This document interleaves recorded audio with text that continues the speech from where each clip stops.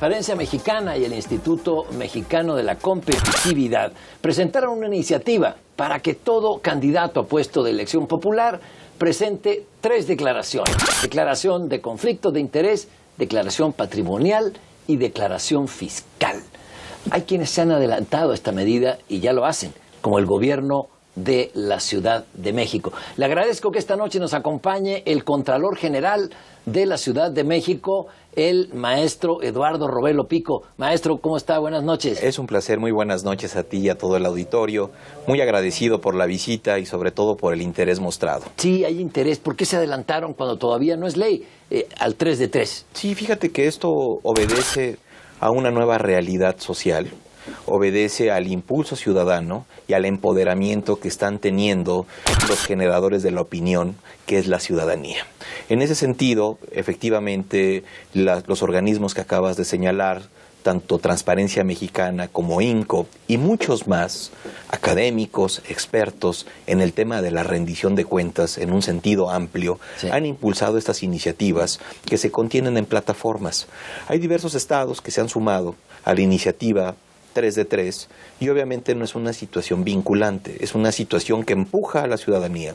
Sin embargo, el jefe de gobierno, el doctor Miguel Ángel Mancera, en una intención comprometida, ha instruido a los miembros de su gabinete a correr en 2 ejes. Un eje tiene que ver en el requisitar los formatos que se presenta en la denominada 3 de 3, en un formato de una plataforma electrónica, donde se contienen datos precisos de los recursos que obtienen los servidores públicos. El día de hoy, los servidores públicos del gobierno de la Ciudad de México no tienen por qué no hacerlo público.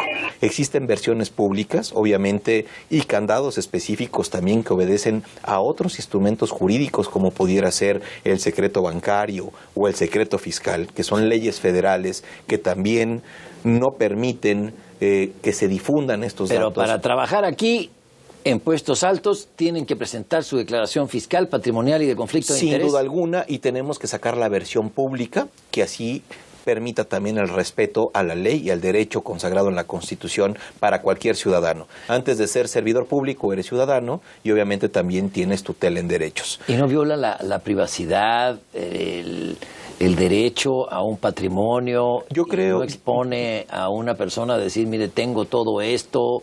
Yo creo, ¿son mis amigos? Sí, por supuesto. Yo creo que tiene que tener esas dos ópticas que bien señalas, Pablo. Finalmente, la seguridad y la integridad de las personas también está garantizada por el Estado.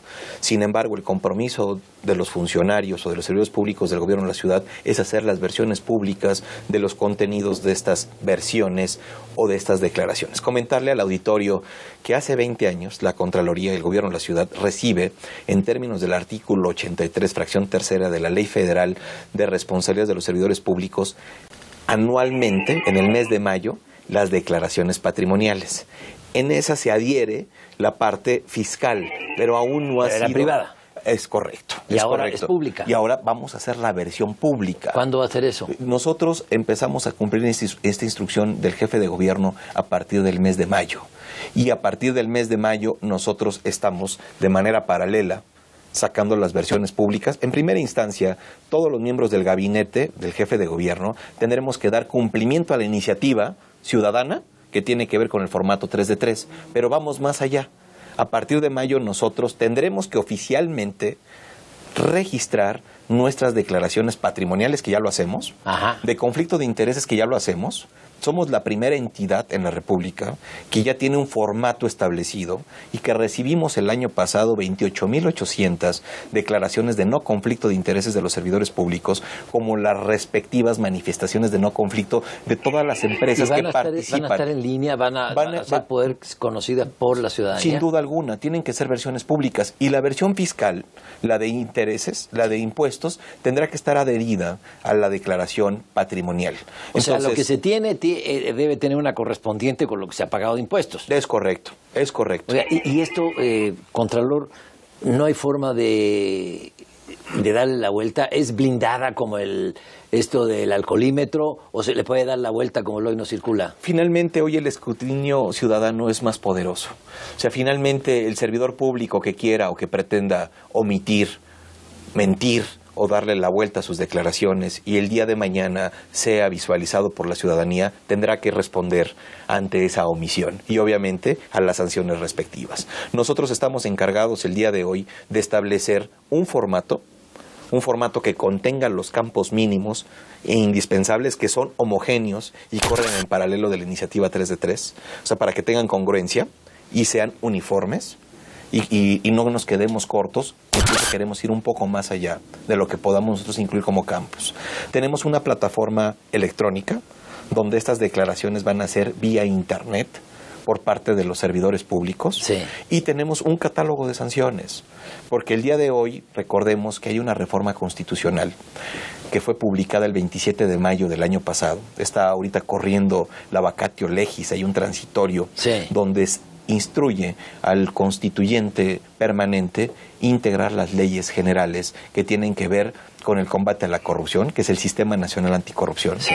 Se tiene que crear la ley federal o la Ley General de Responsabilidades de Servidores Públicos y ahí decanta el tema de las declaraciones, tanto patrimoniales, de intereses como fiscal. Tiene que haber también voluntad política. No basta con que existan leyes o que existan acuerdos internos. Recuerdo que hubo en el gobierno de la Ciudad de México un secretario de Finanzas, no en esta administración, que tenía un Porsche 911 estacionado en el edificio del gobierno de la Ciudad de México. Se iba cada mes a Las Vegas a jugar decenas de miles de dólares y nadie detectaba nada. Es decir, no había voluntad política para eso. ¿La hay ahora? ¿Cómo cerciorarnos de que la hay? Existe una firme... Usted es el Contralor. Existe una firme convicción y nosotros estamos siendo garantes de la legalidad. Finalmente, nuestra responsabilidad es ver efectivamente que los servidores públicos no se aparten de la norma jurídica. Como esos casos, pues existen en otras entidades del país, existen en el mundo.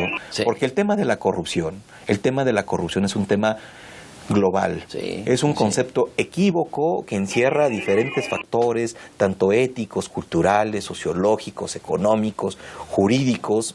No se trata de una conducta individual, siempre es oculta y opera en redes. Entonces es un fenómeno que incluso de acuerdo a la Convención de Palermo, que tiene que ver con delincuencia organizada, se tipifica como un delito primario para ser considerado parte del gran catálogo de delitos de delincuencia organizada.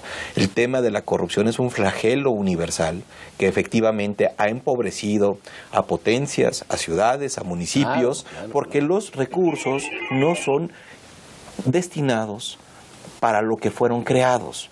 Entonces, lo que nosotros tenemos que estar muy atentos es: uno, llevar nuestro programa de auditoría a través de una programación anual, pero hoy tenemos la instrucción del jefe de gobierno de realizar auditorías en tiempo real, de crear plataformas de fiscalización donde exista un catálogo de cosas: quién compró, dónde compró, en dónde compró y para qué compró. Entonces, todo esto, el espíritu sería hacerlo público, porque es recurso de los ciudadanos.